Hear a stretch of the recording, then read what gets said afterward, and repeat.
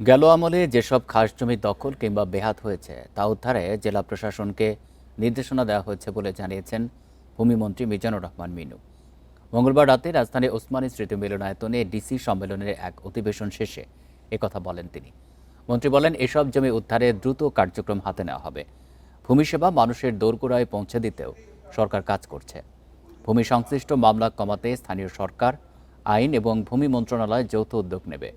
ভূমিমন্ত্রী জানান, ১৯ মে প্রধানমন্ত্রী তারেক রহমান ভূমি সেবা মেলার উদ্বোধনের পর থেকে ভূমি সেবায় নতুন দিগন্ত তৈরি হবে।